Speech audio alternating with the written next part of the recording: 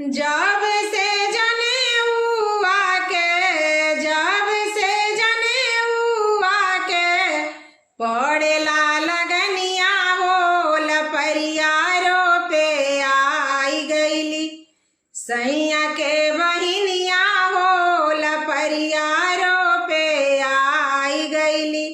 सैया के बहिनिया हो जब से जनेऊआ के पड़ेला लगनिया हो लपरिया लेवे आई गईली। सैया के बहिनिया हो लपरिया लेवे आई गईली। सैया के बहिनिया हो हमर दीदी आई ती तो दुखावा समझती हो। हमर दीदी आई ती तो बतिया समझती हो। सैया के बहिनिया बढ़ावे परसनिया हो लपरिया लेवे आई गईली। सैया के बहिनिया हो लपरिया लेवे आई गईली। सैया के बहिनिया हो जब से जनेऊआ के पड़ेला लगनिया हो लपरिया रोपे आई गईली। सैया के बहिनिया हो लपरिया लेवे आई गईली। सैया के बहिनिया हो मोरा बहिनी आई ती तो दुखावा समझती हो।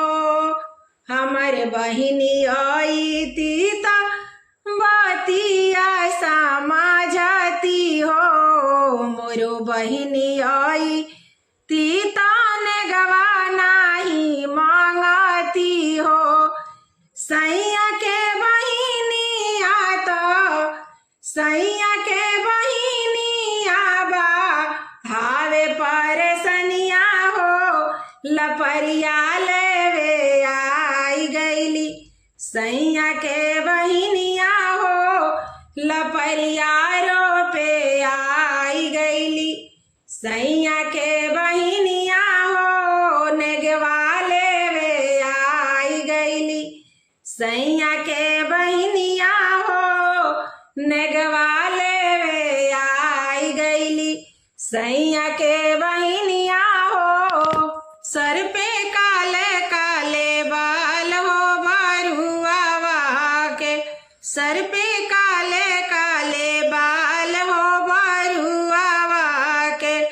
बरुआ की दादी महलों की रानी। बरुआ के दादी महलों की रानी। बाबा है जिमींदार हो बरुआ के। दादा है जिमींदार हो बरुआ के।